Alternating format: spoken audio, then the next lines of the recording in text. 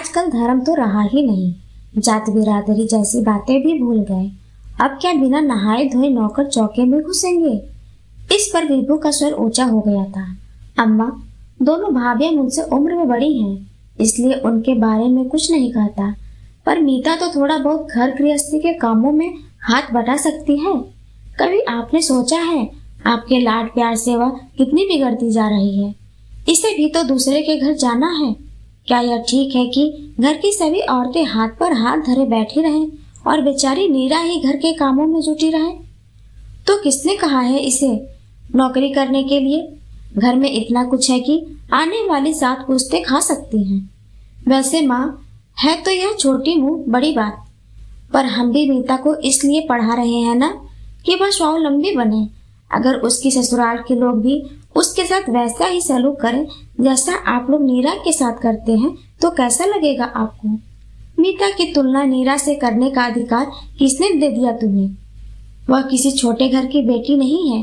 बेटे के सधे हुए आग्रह के स्वर को तिरस्कार की पैनी धार से काटती हुई अम्मा चीखी।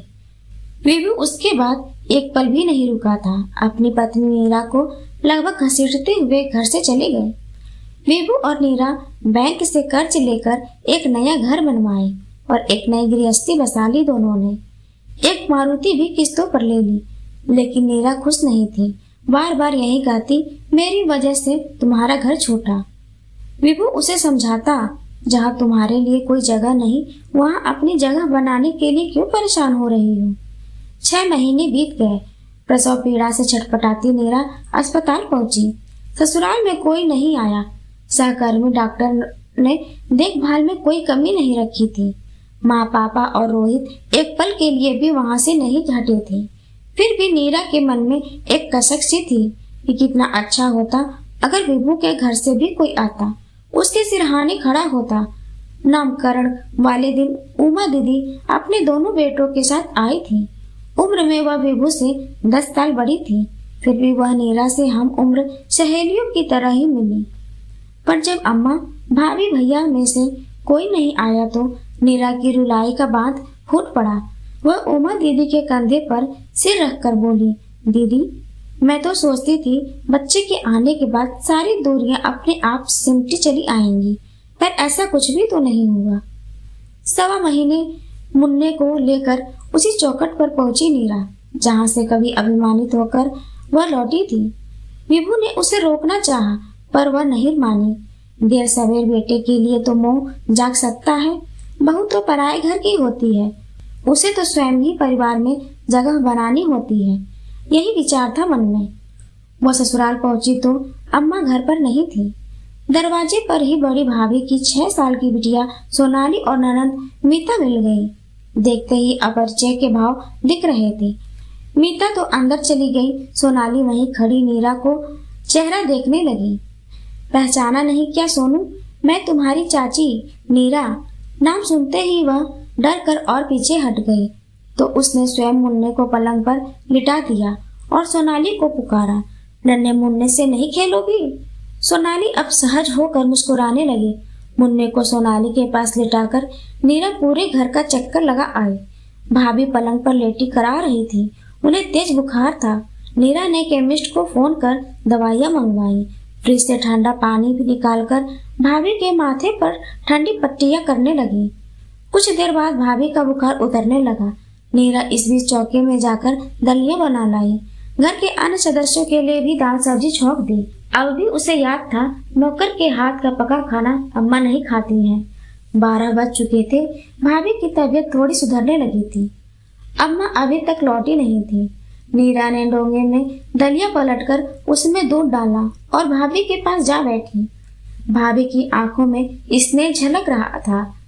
मीता अब भी तुनकी हुई थी। नीरा ने कुरेद कुरेद कर उसकी परीक्षा की तैयारी के बारे में पूछा तो वह सहज हो उठी। सोनाली मुन्ने के साथ खेल रही थी।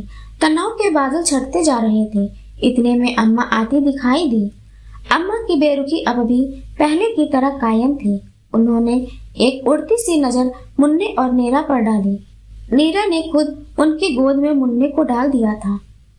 उसे अब भी विश्वास था कि स्नेह की आंच से मन में ठोस हुई भावनाओं को पिघलाया जा सकता है। पोते को आशीर्वाद नहीं देंगी? उसने अम्मा की आंखों में झांका। उन्होंने सोने का सिक्का पोते की हथेली पर रख तो दिया, पर वैसा अपनापन अम्मा ने नहीं दिखाया जैसा नीरा चाहती थी।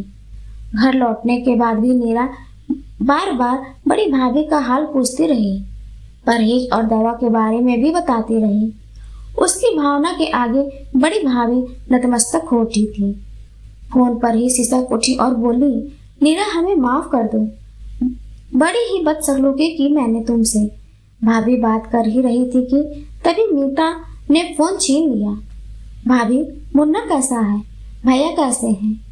वही बैठी बैठी सबके बारे में पूछती रहोगी या घर आकर मिलोगी भी? उस दिन के बाद से नीता और सोनाली जब भी समय मिलता मुन्ने से खेलने पहुंच जाती। भाभी फोन पर ही मुन्ने की परवरिश की हिदायतें देती रहती।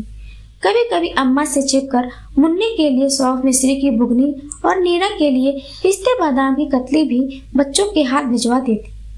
धीरे धीरे विभू के परिजनों से नीरा की दूरियां सिमटने लगी थी, पर उसे अब तो अम्मा के पास पहुंचना था। परिवार की दूरी तो वही थी। अचानक अम्मा की कराहट ने नीरा को अतीत के झकोरे से खींचकर वर्तमान में ला पटका। सामने ईसीजी मशीन का मॉनिटर उनके हृदय की धड़कनों का संकेत दे रहा था। एकाएक अम्मा की सांस फूलने लगी, शरीर पसीना पसीना हो गया। घर के सभी सदस्य घबरा गए थे। मीरा जोर जोर से रोने लगी। तीनों भाई उसे सहारा दे रहे थे। मझली भाभी भी 2 दिन पहले ही पहुंची थी। डॉक्टर ने नीरा को कमरे में बुलाकर बताया, स्थिति नाजुक है, फौरन ऑपरेशन करना पड़ेगा, पैसे जमा करवा दीजिए। अगले कुछ पलों में नीरा डॉक्टर शेरावत के साथ ऑपरेशन थिएटर में थी। विभू दोनों भाइयों के साथ बाहर चहलकदमी कर रहे थे। बड़ी भाभी मुन्ने को गोद में लिए हैरान परेशान सी इधर उधर दौड़ रही थी। माँ के दूध पर पलने वाला बच्चा 3 घंटे से सिसक रहा था। कुछ ही देर में तीनों भाई, दोनों भाभियाँ, उमा दीदी, मीता बाहर लगे पेड़ की छाया में बैठ गई। भाभी गहरे मौन सागर में डूब सी गई। मीता उन्हें सचेत करती हुई बोली, क्या सोच रही हो भाभी? लंबी सांस लेकर भाभी बोली, कहने के तो अम्मा की 3 बहुएं हैं, पर हर जगह हर समय मीरा अपनी जगह खुद बना लेती है। बेचारी बिना रुके हर वक्त दौड़ भाग करती रहती है, फिर भी उठते बैठते अम्मा उसे कोसती रहती हैं। सच, हम सब ने उसके बारे में कितनी गलत धारणा बनाई हुई थी। ऑपरेशन थिएटर से जब अम्मा को स्पेशल वार्ड में लाया गया तब तक सांस घिर आई थी। मीरा मुन्ने को लेकर घर चली गई थी। भूख से बिलबिलाते बच्चे का रो रो कर बुरा हाल हो गया था। संक्रमण की वजह से किसी को भी अम्मा से मिलने की अनुमति नहीं थी। गहरी नींद के नशे में भी उनके जागते दिमाग में विचारों के बादल उमड़ घुमड़ कर रहे थे। अम्मा ने लड़खड़ाती आवाज में नीरा का नाम लिया तो सभी उनके इर्द गिर्द सिमट आए थे। टूटते स्वर में वह बोली, नीरा कहाँ है? कमजोरी से फिर आंखें मूंदने लगी थी। अगले दिन थोड़ी हालत सुधरी तो उन्होंने विभू से कहा, मैं नीरा से मिलना चाहती हूँ। मैंने उसका बड़ा ही अनादर किया और उनकी आंखों से टप टप आंसू गिरने लगे। द्वार पर आई सुहागिन का निरादर किया। अम्मा दुखी मन से कहने लगी, मैंने तो उसे आशीर्वाद तक नहीं दिया और उसने मुझे जीवन दान दे दिया। माँ की बातों का उसकी संतान कभी बुरा नहीं मानती। विभू बोला, इन 3 सालों में मुझसे ज्यादा तो वह तुम्हारे लिए छटपटाती रही अम्मा। उस रात अम्मा को बहुत अच्छी नींद आई। सुबह की किरण के साथ जब कमरे का पर्दा सरका तो पूरा कमरा गुलाब की सुगंध से महक उठा। खिड़की के पर्दे सरकाकर नीरा ने पूछा, अम्मा अब कैसी हैं? आंखें मूंद कर उन्होंने गर्दन को थोड़ा हिलाया, फिर इशारे से उसे अपने पास आकर बैठने को कहा। दिन के उजाले में नीरा के ताजगी भरे चेहरे को अम्मा अपलक निहारती रह गई। सुंदर तो तू पहले से ही थी, माँ बनकर और भी निखर गई। तभी मझली भाभी मुन्ने को लेकर कमरे में आई और बोली, दादी को प्रणाम करो। अम्मा उसे आशीर्वाद देती रही, सहलाती रही, पुचकारती रही। क्या नाम रखा है? ऐसे कैसे नाम रखते अम्मा, वह तो आपको ही रखना है। नीरा ने आदर भरे भाव से कहा तो अम्मा खुद को अपराधीन समझने लगी। हृदय की पीड़ा के तिनकों को आंसुओं से बुहारते हुए वह दृढ़ स्वर में बोली, इस रविवार को मुन्ने का नामकरण समारोह हम सब मिलकर अपने घर पर मनाएंगे। जिस चौखट से तुम अपमानित होकर निकली थी वहीं पर आशीष पाने के लिए लौटोगी। अम्मा की आंखें नम हो उठी। न जाने कब आंसू के 2 कतरे टपक कर नीरा की हथेली पर टपके आंसुओं से मिल गए। नीरा को महसूस हुआ कि ससुराल की देहरी पर उसने आज पहला कदम रखा है। फिर मिलेंगे दोस्तों नए वीडियो के साथ। वीडियो अच्छी लगी हो तो लाइक, शेयर और कमेंट करना ना भूलें।